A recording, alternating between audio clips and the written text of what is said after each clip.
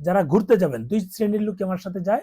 কেউ পাসপোর্ট ভারী করতে যায়, তারা চায় পাতায়াতে গিয়ে হোটেলে বসে বসে 3 রাত কাটাবে। 3 রাত কাটালেই তাদের এইটা মানে ঠিক হয়ে যাবে যে না, আমার পাসপোর্ট ভারী হয়ে গেল, অর্থাৎ আমার ট্রাভেল হিস্ট্রিটা স্ট্রং হলো, এটা ভাবে।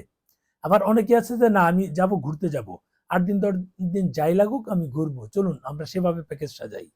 চিয়াংমাই যাই, বা যাই, ওই সুরাথানি যাই, অথবা ফুকেট ক্রাবি যাই। কেউ কেউ বলছে ভাই লঙ্কা হইতে গিয়ে 7 দিন থাকবো, পুরো লঙ্কা এটা দেখবো, একটা দ্বীপ, একটা সুন্দর একটা দ্বীপ। এরকম অনেকে প্রস্তাব দেয় বিভিন্ন জায়গার বিষয়ে।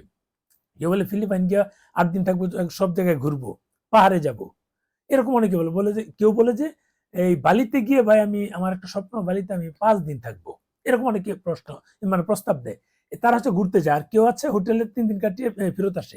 এরকম লোক আছে, ওই রকম লোক আছে, দুই ধরনের লোকই আছে। কিন্তু এখন যেটা হচ্ছে যে যারা এটার বাহিরে যেতে চায়, অর্থাৎ যারা গিয়ে থেকে যেতে চায়, অর্থাৎ ধরেন আপনার মালয়েশিয়া গেল, মালয়েশিয়াতে তো বেশি লোকজন যায় এখন।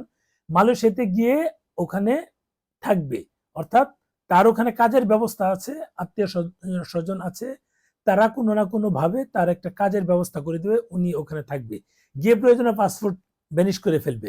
এটা কিন্তু ওখানে অনেকে আমাকে গিয়ে থাকে, অনেকে আমাকে বলছে। তো আমি সেই ধরনের লোক নিচ্ছি না।